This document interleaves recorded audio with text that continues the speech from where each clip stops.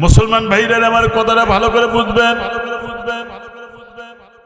ঈমান যদি আপনি আনেন তাহলে জীবনে সবচাইতে ভালোবাসতে হবে। লা ইউমিনু আহাদুকুম হাত্তা আকুনা আহাব্বা ইলাইহি মিন ওয়ালিদিহি ওয়া ওয়ালাদিহি ওয়ান নাসি আজমাইন।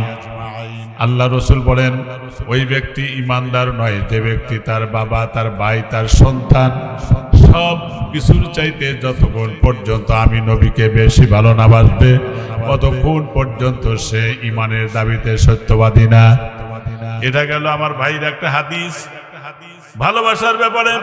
আমার আল্লাহ কোরআনুল কারীমে সূরা তাওবার 24 নম্বর আয়াতে আল্লাহ পাক বললেন, قل إن كان آباؤكم وأبناؤكم وإخوانكم وأزواجكم وعشيرتكم وأموال اقترفتموها وتجارة تخشون كسادها ومساكن ترضونها أحب إليكم من الله الله أكبر أحب إليكم من الله ورسوله وجهاد في سبيله فتربصوا حتى يأتي الله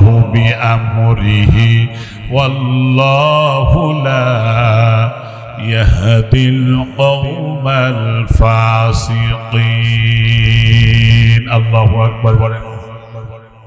ও নবী আপনি বলে দেন, কি বলতেছেন? কাকে বলতেছেন? মুহাম্মদুর রাসূলুল্লাহকে।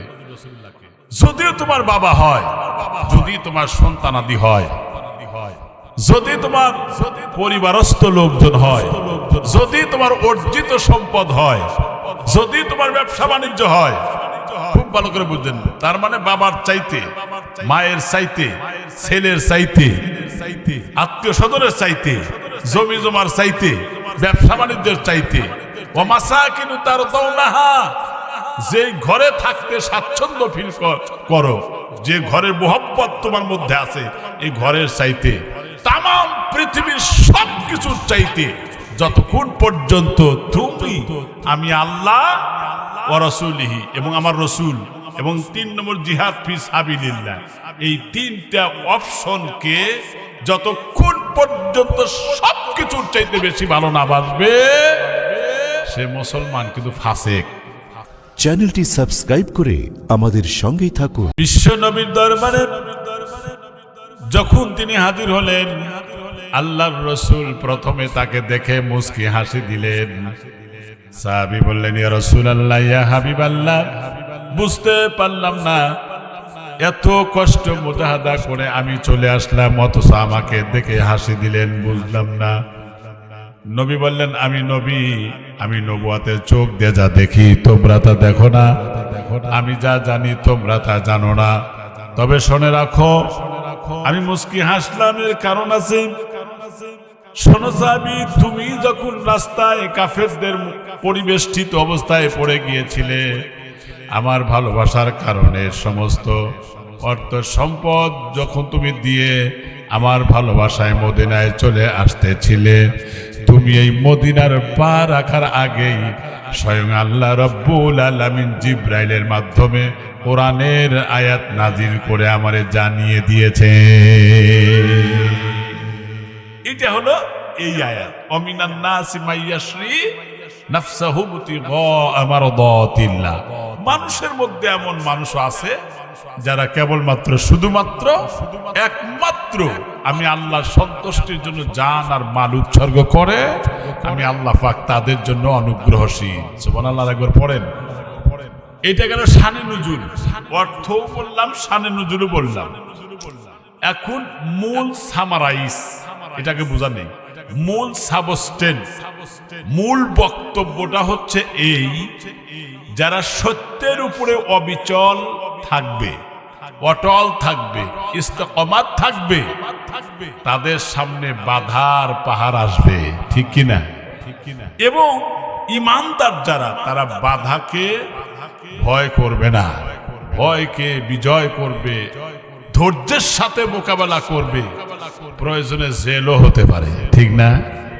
জুলুমও হতে পারে, নির্যাতনের শিকার হতে পারে, এরপরে হামলা মামলা হতে পারে, কিন্তু ইমানদাররা কখনো পিছপা হতে পারে। এখন এটার উপরে আলোচনা হবে, দেখি আমরা ঠিক আছে কিনা, ইমান আমাদের কতটুকু আছে। খুব ভালো করে বুঝবেন, ইমান মানে বিশ্বাস। আপনারা তো এতক্ষণ ওয়াজ শুনেছেন, কাহিনী দিয়েও শুনেছেন, আমি একটু হাদিস কোরআন দিয়ে বলি, হ্যাঁ ইনশাআল্লাহ। তো এই যে ইমান যে আপনি আনবেন, ইমান যে বড় সম্পদ, এটা আমরা অনেকেই জানি না। ইমান ছাড়া আপনার আমল কবুল হবে। ইমানের পাওয়ার হলো এক। পাওয়ার কত? 1 নম্বর যদি আপনার থাকে, তাহলে একটা নেক আমল করলেন, অর্থাৎ 1-এর ডাইনে যদি একটা শূন্য লাগান, কত হইল? 10 হইল। তাহলে সংখ্যা বাড়লো না কমলো? বাড়লো। আর একটা নেক আমল করলেন মানে আর একটা শূন্য ডাইনে দিলেন, কত হইল? 100। আর একটা নেক আমল করলেন, আর একটা হইলো কয় হইল? 1000। আর একটা হইলে 10,000। আর একটা হইলে লক্ষ। তাহলে ধরেন 1 যদি থাকে, তাহলে ডাইনের সৈন্যের ভ্যালু আছে, দাম আছে। আর যদি 1 না থাকে, তাহলে এই সৈন্য যদি 100 লেখেন, তার কোনো ভ্যালুয়েশন হবে? তার কোনো দাম আছে? আচ্ছা, এতটুকু তো বুঝলেন, তাই না? তাহলে 1 নম্বর ঈমান আনতে হবে। ঈমান মানে বিশ্বাস। ঈমান মানে বিশ্বাস। ঈমানের মূল ভিত্তি 6টা। কয়টা? 6টা।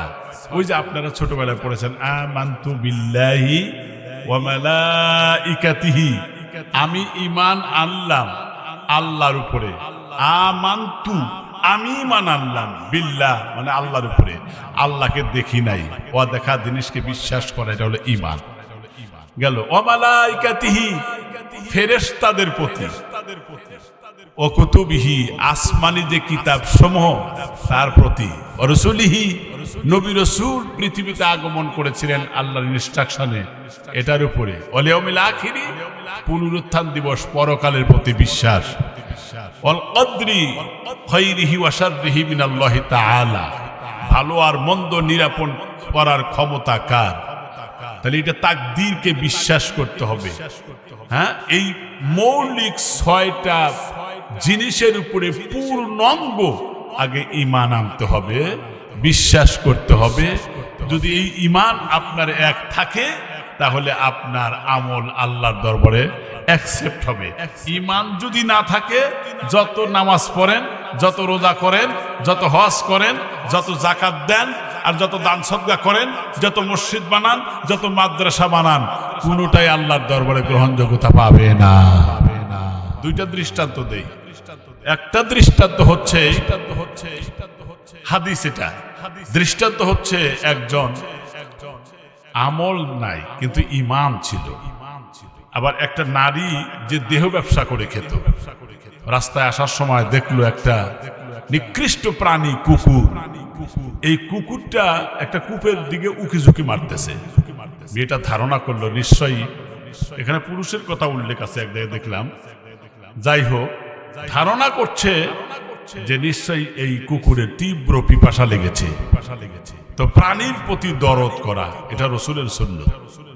তিনি ওড়নাটা অথবা রশি জাতীয় কিছু নিচে নামায় দিয়া, তার সাথে একটা চামড়ার মুজা বেঁধে দিয়া পানি তুলে আস্তে আস্তে করে এই কুকুরকে পানি পান করিয়েছিলেন।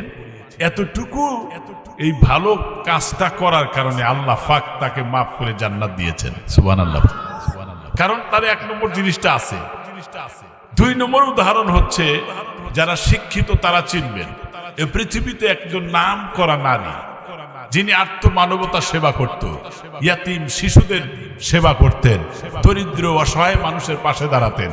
জীবনে কখনো বিয়ে শাদীও করে নাই। কেন করে নাই? বিয়ে শাদী করলে পরে এই মানুষের সেবা করতে বিঘ্নিত হবে, সময় দেওয়া যাবে না, এজন্য বিয়ে শাদীও করে নাই। জীবন বড় অর্থ সম্পদ খরচ করলো মানুষের সেবায়। নাম হলো মাদার তেরেসা। নাম কি? Mother Teresa. নাম শুনেই বুঝতেছেন যে জান্নাত পাওয়া সম্ভব না। কারণ যত ভালো কাজই করুক এই লোকটার আল্লাহ পরকালের প্রতি বিশ্বাস নাই, তার মানে ঈমান নাই।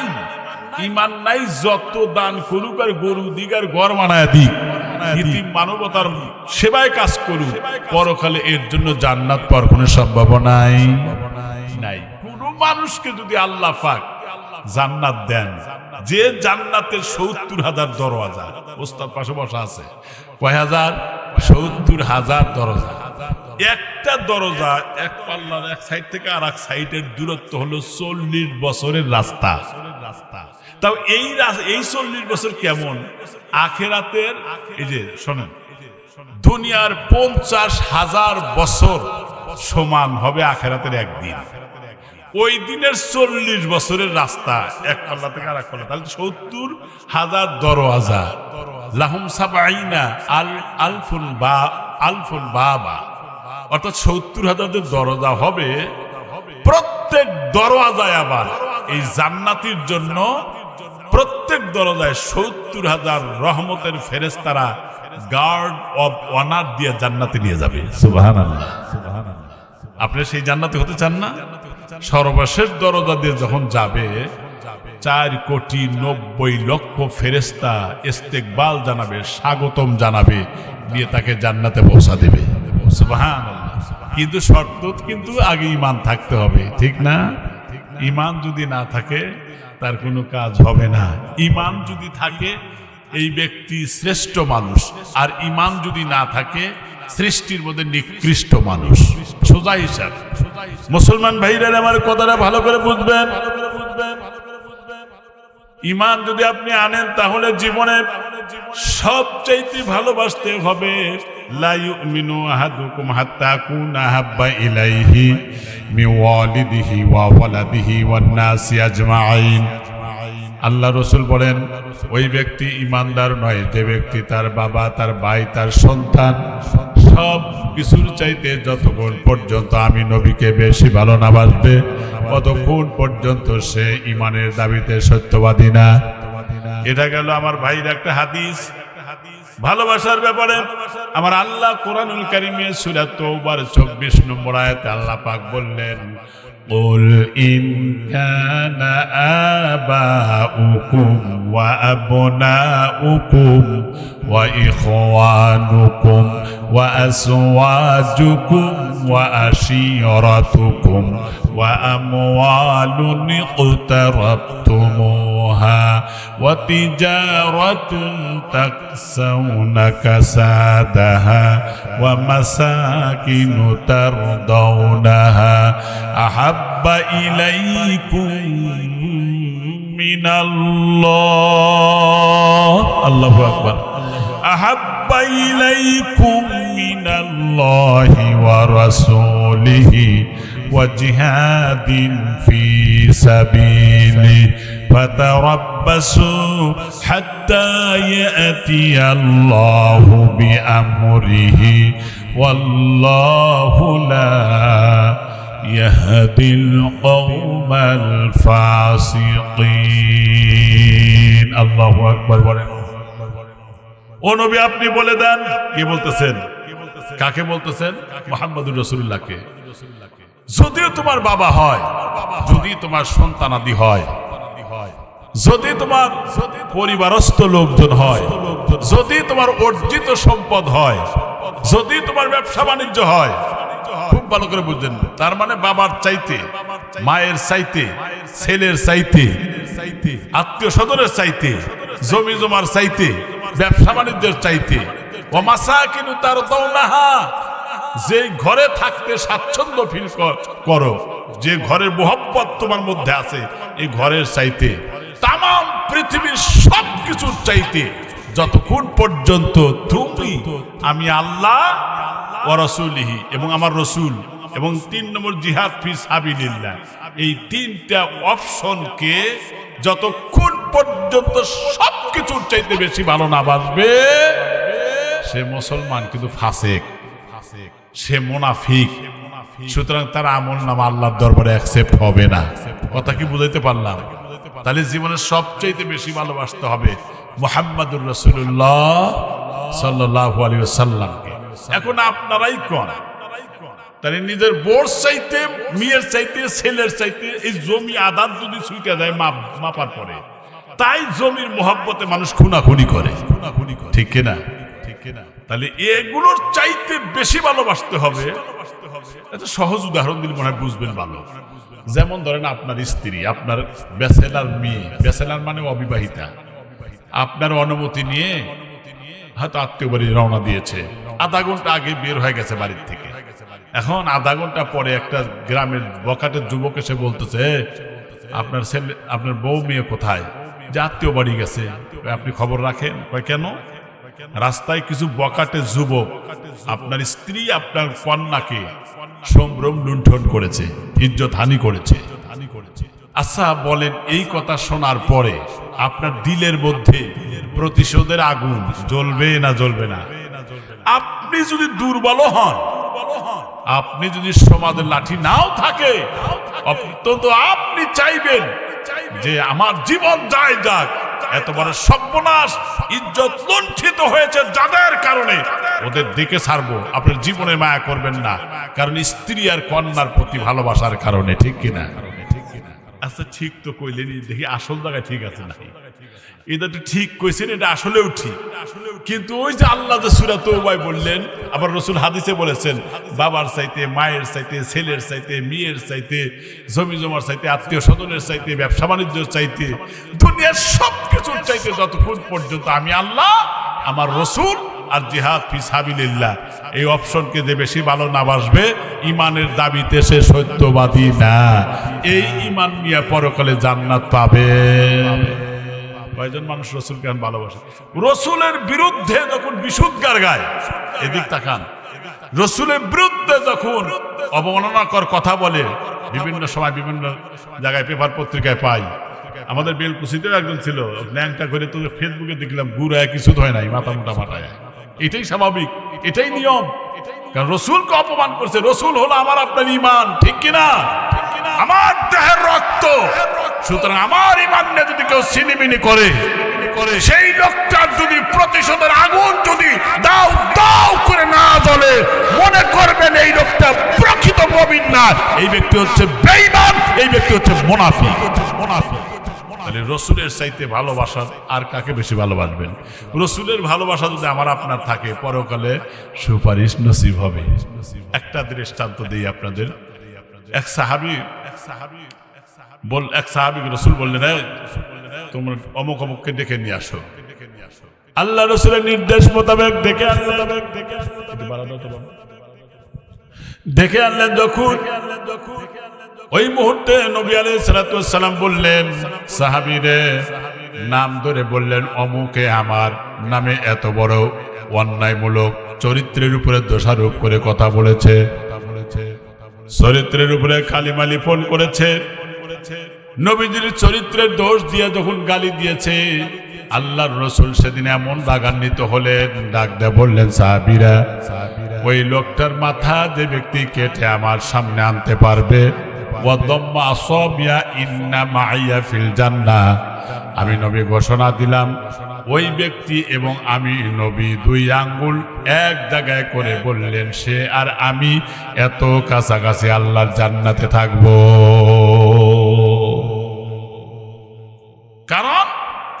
কারণ হচ্ছে রসুলের ইনস্ট্রাকশন পাওয়ার পরে এই সাহাবী বললেন, হুজুর আমি যাব। তিনি দাঁড়ায় গেলেন, যাও। এই ঘোষণা সর্বত্রই ছড়িয়ে পড়ল। আমার কথা বুঝতেছেন তো? হ্যাঁ, সব দিকে ছড়ায় গেল এই ঘোষণাটা। ছড়ায় যাওয়ার পরে ওই লোক, যেই লোকে হত্যা করার নির্দেশ দিলেন, তার কান পর্যন্ত চলে গেছে। সে তখন চিন্তা করলো, মুহাম্মদ যে নির্দেশ দিয়েছে তার সাথীরা বাস্তবায়ন করবেই, দেয়ার ইজ নো ডাউট, এতে কোনো সন্দেহ নাই। অতএব এই গ্রামে আমার থাকা হইল না, মাল সামানা নিয়ে গ্রাম ছেড়ে অন্যত্র রওনা দিল। এদিকে সাহাবী তার সন্ধানে বের হলেন। যেই মাত্র যাইতে যাইতে ইহুদি লোকটা রাস্তার উপরে তারে পায়। এই লোকটাই যে গালি দিয়েছে, কিন্তু এই সাহাবী দেখে নাই, তার চেহারাও কখনো দেখে নাই। কিন্তু রাস্তায় যখন দেখলো সাহাবীকে দেখে ওই ইহুদি লোকটা তখন চিন্তা করলো, এই লোকটা বোধহয় আমার পিছনে ষড়যন্ত্র করতে আসছে, হয়তো মারার জন্য আসছে। আরো দ্রুত বেগে রওনা দিল, রাস্তায় আরো জোরে রওনা হয়েছে। সাহাবীও যায়, উনিও যায়, দূরত্ব থাকে অনেকটা, যতক্ষণ দৌড় যদি আমি মারি তাহলে পিছন থেকে এসে আমারে ধরতে পারবে না, এতটুক দূরত্ব নিয়ে রওনা হলো। এইভাবে চলতে চলতে যেই মাত্র মূল রাস্তার উপরে আল্লাহর রসুলের সাহাবী ডাক দিয়ে বললেন, একজন ব্যক্তির সাথে সাক্ষাৎ। বললেন, ভাইজান শোনো। ইহুদি লোকটার নাম বলে দিলেন, ওই লোকটা কোন জায়গায়, এদিকে কি গেছে তুমি দেখেছো? কয়, ওই যে যায় ওই লোকটাই তো সেই লোক। তাহলে তো ভালোই হইল। আল্লাহ রসুলের সাহাবী রওনা হলেন। যাইতে যাইতে রাস্তার ভিতরে জোহরের নামাজের টাইম হয়ে গেল। জোহরের নামাজ আদায় করবেন, কিন্তু চিন্তা করলেন এখন যদি আমি নামাজে দাঁড়াই তাহলে ওই লোকটা তো আমার আড়াল হয়ে চলে যাবে, তাহলে তো তাকে হত্যা করে রসুলের কাছে পৌঁছাতেও পারবো না, আমি রসুলের সাথে এত কাছাকাছি জান্নাতেও থাকতে পারবো না, কি করা যায় এখন? এই চিন্তা ভাবনা করতে করতে আবার যদি নামাজ ছেড়ে দেই তাহলে আল্লাহর সাথে নাফরমানি হয়ে যায় না, আমি নামাজ আদায় করব। দুইটার মোহব্বত দিলের মধ্যে পুরোপুরি আছে। তিনি ওই অবস্থায় যখন নামাজে দাঁড়া গেলেন, আল্লাহু আকবার, তারপরে রুকু দিয়ে মাথা তুলে আবার দেখে যে কোন দিকে যায়। এটা তো নামাজের নিয়ম না, যার একদিকে তাকানো, ঠিক না? অথচ সে কিন্তু সাহাবী, সেজদা দিয়ে আবার মাথা তুলে দেখে কোন দিকে যায়। ওই লোক চিন্তা করলো, তাহলে এই লোকটা যখন নামাজে দাঁড়াইছে, আমার সন্ধানে আসলে পারে তাহলে তো আমাকে আগে ধরতো, কিন্তু তা মনে হয় না। উনি তখন এক জায়গায় বসে আরাম ফরমাচ্ছে। নামাজ শেষ, রাস্তায় উঠলো। তখন এই ইহুদি লোকটা বলছে, ভাই তুমি কই যাবা? আল্লাহ রাসূলের সাহাবী বললেন, ভাই তুমি কই যাবা? ভাই বললো না, মুহাম্মাদের জ্বালায় গ্রাম ছেড়ে এই পর্যন্ত চলে আসছি, তুমি কই যাইবা? আল্লাহ রাসূলের সাহাবী বললেন, বললো না, আমি তো মুহাম্মাদের জ্বালায় এই পর্যন্তই চলে আসছি। এখন আপনারাই কোন, ইহুদির জ্বালা আর সাহাবীর জ্বালা কি দুইটা এক? ইহুদির জ্বালা হচ্ছে নিজের জীবন বাঁচানো, সাহাবীর জ্বালা হচ্ছে রসুলের মহব্বতের ভালোবাসায় তার মাথা কেটে রসুলের কাছে দিতে পারলেই, রসুল তো বলেছেন দুই আঙ্গুল এক জায়গায় করে সে এবং আমি এত কাছে জান্নাতে থাকবো। অত দুইজনের জ্বালা তো একরকম না, একজনের ইমানের জ্বালা, জান্নাতে যাওয়ার জ্বালা, আর একজনের নিজেকে বাঁচানোর জ্বালা। ওই যে বলছে আমারও তো এই জ্বালা, মুহাম্মাদের জ্বালা এই পর্যন্ত চলে আসছি। ইহুদি মনে করছে তাহলে এই লোকটা আমার দলের হবে, তাহলে একসাথে যাই, কাছে আসছে, তাহলে কোলাকুলি করি। ইহুদি লোকটা দুই হাত সম্প্রসারণ করে দিছে। রসুলের সাহাবী বাম হাত দিয়ে তাকে চেপে ধরে পিছনে লুকানো ধারালো অস্ত্র আস্তে আস্তে পেটের কাছে এত জোরে ঢুকাইছে, ফোর হয়ে চিৎকার দিয়ে জমিনে পড়ে গেছে। ওই লম্বা ছিল তো লোকটার, মাথার চুল ছিল লম্বা, চুল ধরে তারপরে এরকম করে ছুরি দিয়ে কেটে আসরের নামাজের সময় আল্লাহর রসুলের কাছে নিয়ে যখন এই মাথাটা দিলেন, আল্লাহর রসুল সাল্লাল্লাহু আলাইহি ওয়াসাল্লাম মাথা ওই লাঠির আগা দিয়ে গুতা দিয়ে বললেন, তুমি আমার চরিত্রের উপরে অপবাদ দাও। আরে সাহাবী শোনো, তোমার নামাজের অবস্থা কি? নামাজ পড়তে কি ডাইনে ভাই অন্য দিকে তাকাইছিলা? সাহাবী তো আশ্চর্য হয়ে গেছে, কি ব্যাপার? রসুল যেখানে আছে সেখান থেকে অনেক দূরে, তো রসুল জানলেন কেমনে যে আমি নামাজ পড়তে ডাইনে ভাই তাকাইছি? আশ্চর্যের বিষয় না? আমার মুসলমান ভাইরা, সাহাবী হতাশ হয়ে গেলেন। রসুল কেমনে জানলেন? অনেক দূরের ঘটনা, রাস্তাঘাটে এমন কোন মানুষও ছিল না যে বলে দিবে না না না, তাহলে এটা হইল কেমনে? অবশেষে আল্লাহ রসুল ভুল ভেঙে দিয়ে বললেন, শোনো, তুমি যেমন আল্লাহর হুকুমও ছাড়ো না, আমার মুহাব্বতও ছাড়ো না, তোমার এই আমলটা ডানে বামে তাকাইছো, কিন্তু তোমার মনের অবস্থা, ইমানের অবস্থা অত্যন্ত ভালো, যার কারণে আল্লাহ রাব্বুল আলামিন মাথা কেটে আমার দরবারে আসার আগে জিবরাইল আমারে সব তথ্য দিয়েছে। সুবহানাল্লাহ। এই ব্যক্তি আমার ভাইরা একজন মানুষের মাথা কাটতে গেলে কিন্তু জীবনটা বিপন্ন হতে পারে, তার জীবনও চলে যেতে পারে, ঠিক কিনা? কিন্তু এই চিন্তা করলেন না, তার একটাই চিন্তা হলো রসুলের ভালোবাসা। আজকে আমাদের মধ্যে রসুলের ভালোবাসা নাই। যেমন নবীর সুন্নত হলো দাড়ি, শুধু সুন্নত, এটা হলো ওয়াজিব। সুতরাং ক্লিন শেভ করতেছে, দাড়ি রাখতেছে না, সুন্নতি পোশাক নাই। এই ব্যক্তি চলার সময় সুন্নত নাই, খাবারের সময় সুন্নত নাই, ওযু গোসলের সেই দোয়াগুলোও জানে না। ওযুর সুন্নত কয়টা আমি যদি ধরি তাহলে ম্যাক্সিমাম মানুষ লেটার নিয়ে ফেল করবে, এটাও আমি জানি। খালি কিসসা কাহিনী শুনতে চায়, কিন্তু আসলে মূল জায়গায় নাই। একজন মানুষকে যদি বলা হয় নামাজ ভঙ্গের কারণ কয়টা, কি কি বলেন তো দেখি। কারণ নামাজ ভঙ্গের কারণ 19টি, তার মধ্যে 1 নম্বর কারণ হলো নামাজের ভিতরে অশুদ্ধ করে পড়া। অথচ আমার ভাইরা, শতকরা 90% বেশি মানুষ কোরআন শরীফ শুদ্ধ করে পড়তে পারে না, ঠিক কিনা? কিন্তু আলহামদুলিল্লাহ এখানে ভালো একটা মাদ্রাসা হয়েছে, অন্তত আপনাদের ছেলে পেলে দিয়ে এখানে কোরআন শিখাচ্ছেন, ঠিক না ভাই? এটা আপনারা খুশি হন নাই? খুশি হয়েন। আচ্ছা, এইটা এই জায়গায় রাখলাম, যেহেতু এই মাদ্রাসার কথা মনে হয়েছে বলি। এইখানে কোরআন পড়ানো হয় আসমানের নিচে, জমিনের উপরে। এর চেয়ে শ্রেষ্ঠ কিতাব আর কি আছে? শুনে আশ্চর্য হবেন। রসুল বলেছেন, যে ব্যক্তি কোরআন শরীফ তেলাওয়াত করে সে যেন আল্লাহর সাথে কথা বলে। আরো আস্তে কন, সুবহানাল্লাহ, সুবহানাল্লাহ। একটা ছেলে আর একটা মেয়ে যদি ভালোবাসা করে, ফোনে কথা বলতে বলতে মোহাব্বত বাড়ে না কমে? আরো বাড়ে। এমনকি বাপ মার মুখে চুনকালি লাগায়া আউঠায় কোর্ট ম্যারেজ করে যায়, ঢাকায় যায়, কাজী করে যায়, তারপরে গার্মেন্টসে চাকরি নেয়, বাপ মা গোল্লায় যায়, ঠিক কিনা? আচ্ছা, বাপ মা যদি সন্তান জন্ম দিতে পারে, তাদের কি ছেলে মেয়ে খুঁজে দিতে পারবে না? পারবে। এই মোহাব্বতে বিশ্বাস করেন, কোরআন শরীফের সাথে যার মোহাব্বত আছে, কোরআন শরীফকে যে তেলাওয়াত করবে, আমল করবে, কসম আল্লাহ। রাসূল সাল্লাল্লাহু আলাইহি ওয়াসাল্লাম বলছেন, আল কোরআন শাফিউন মুশাফফা। রাসূল বলেছেন, কোরআনের সুপারিশ 100% শিওর কবুল হবে, এমনকি নবী এবং ফেরেশতার চাইতেও বেশি কবুল হবে কোরআনের সুপারিশ। সুবহানাল্লাহ। অথচ এই কোরআন শরীফ মানুষ পড়ে না। ঘরে ঘরে আগে তেলাওয়াত হয়েছে, মেয়েরা পর্যন্ত আগে ছোটবেলায় দেখছি কোরআন তেলাওয়াত হয়েছে, ইয়াসিন সূরা তেলাওয়াত না কইরা তাদের কর্মেই ঢুকে নেই, রান্নায়ও যায় না। আমি দেখেছি বালিশের উপরে কোরআন শরীফ রেখে রেখে তেলাওয়াত করতো। আর এখন সেই তেলাওয়াত নাই, রাত ভরা তো নাই, নামাজ নাই, সিরিয়াল দেখতেছে টেলিভিশনে। যদি কারেন্ট না থাকে সকালে আবার নামাজের আগেই কাজা আদায় করে, ওগুলো দেখে দেখে, ঠিক না? আর এখনকার যুবকরা তো হেডফোন কানে লাগায়া তারপরে খালি রাত ভরা দেখতেছেন, মোবাইল খেলে এসে। এ মিয়া, তোমার জীবনটা শেষ করে দিলা। তুমি কি একটু আল্লাহর কোরআন শিখতে পারো না? ভালো কাজে তুমি ব্যয় করতে পারো না? তুমি যে হেডফোন দিয়ে গান শুনতেছো, তুমি কি জানো এই কান তোমার শত্রু হবে? আপনারা রাগ করতেছেন আমার উপরে? এই কান শত্রু হবে, কসম আল্লাহ। একটা যে গুনাহ করবেন, একটা গুনার পিছনে 8টা সাক্ষী থাকে। কয়টা? 8টা সাক্ষী থাকে। তার মধ্যে 1 নম্বর সাক্ষী হবে জমিন।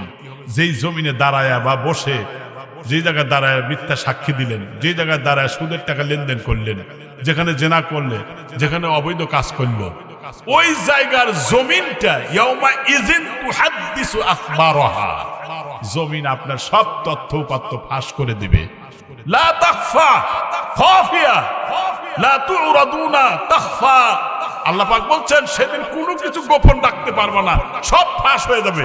বিআন্না রব্বুকা আওহালাহা, তোমার যেগুলো দুনিয়াতে ফাঁকি দিয়েছিলে এগুলো সব তথ্য আল্লাহর দরবারে ফাঁস করে দিবে। তাহলে 1 নম্বর শত্রু হবে এই জমিন।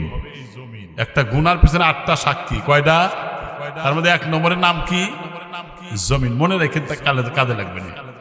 কেসাও আমি কমন একটু দেরি করেন। মুসলমান ভাইরা আমার কথাটা ভালো করে বুঝবেন। 2 নম্বর সাক্ষী হবে আপনার হাত।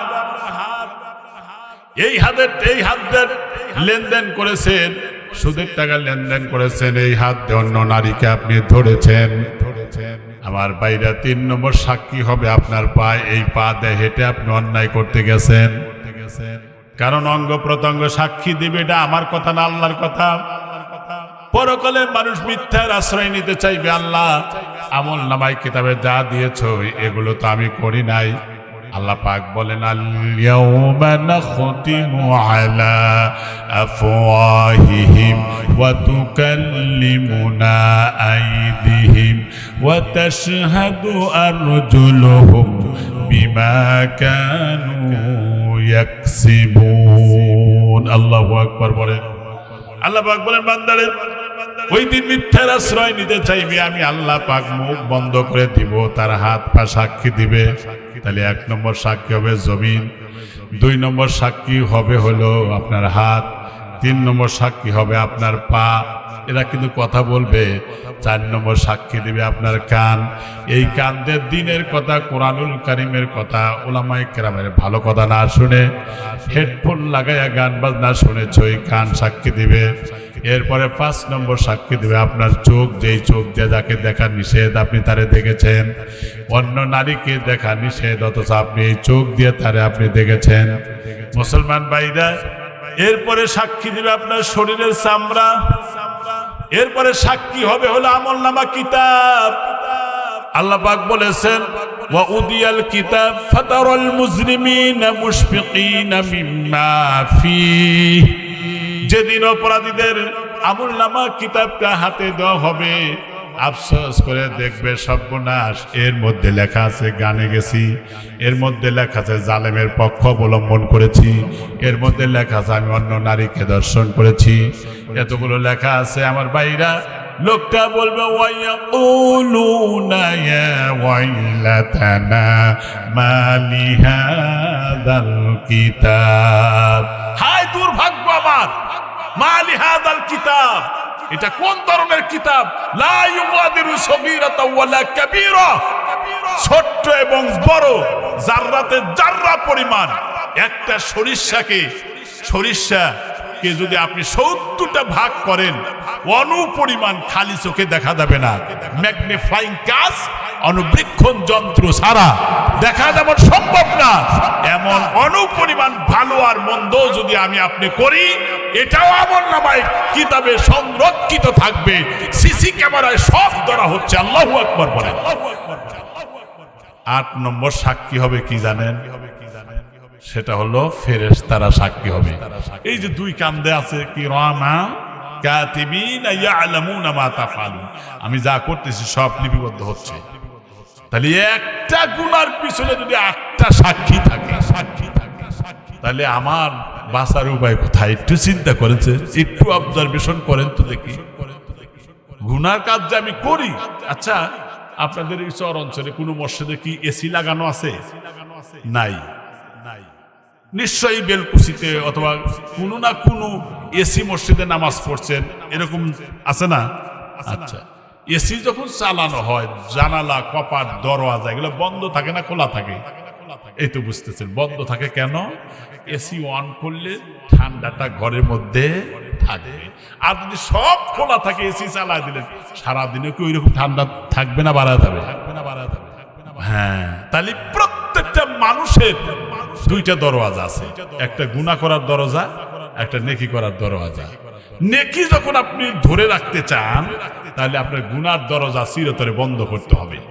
যতক্ষণ পর্যন্ত গুনার দরজা বন্ধ না রাখবেন, আপনার ছোট গুনাহ যদি হয়, এটাও কিন্তু জান্নাতে যেতে প্রতিবন্ধক সৃষ্টি হবে। একটা উদাহরণ দিলে আরো বুঝবেন ভালো। ধরেন আপনি 1 কোটি টাকা দিয়ে গাড়ি কিনছেন, একেবারে দামি মার্সিডিজ গাড়ি কিনছেন, 1 কোটি দাম। এখন আপনি যখন ঢাকায় যাবেন, ড্রাইভারকে বললেন, ড্রাইভার গাড়িটা নিয়ে আসো, এখানে বাসার সামনে নিয়ে আসো। ড্রাইভার ফিরে এসে বললো, সব বোনাস কেন? গাড়ি নিয়ে যাওয়া যাবে না। কেন? চাকা পাংচার হয়ে গেছে, পাম্প নাই। ধরেন পাম্প দিতে লাগবে 5 থেকে 10 টাকা, একটা চাকায় পাম্প দিতে 5 থেকে 10 টাকা লাগবে। তাহলে 10 টাকার জন্য 1 কোটি টাকার গাড়ি অচল হয়ে গেল। আর কি টাকা পাম্প না দিয়ে যাওয়া যাবে? আপনি আসমান থেকে জমিন পর্যন্ত যতই নেকি করেন, স্বেচ্ছায় সুস্থ মস্তিষ্কে সজ্ঞানে ছোট গুনাহ যদি করতে থাকেন, এটার কারণেও আপনি জাহান্নামে যাইতে অসল হয়ে যাবে। এই জন্য জীবনে গুনাহ করব না, রসুলের পদ্ধতি অবলম্বন করে আমল করব। রাজি আছেন তো ইনশাআল্লাহ? ইনশাআল্লাহ। প্রিয় মুসলমান ভাইরা আমার, তাহলে জীবনের সবচেয়ে বেশি ভালোবাসতে হবে রসুলকে। এটা তো পাইলেন, কিন্তু রসুলকে ভালোবাসতে গেলে, রসুলের পক্ষে আন্দোলন করতে গেলে আপনার জীবনে কিন্তু বাধা আসবে, সমস্যা আসবে। তাকে কি আপনি ভয় করে পিছনে যাবেন নাকি? অথচ ওই রসুল বলেছেন, যদি কোনো মানুষ যদি জালেমকে যদি সহযোগিতা করে,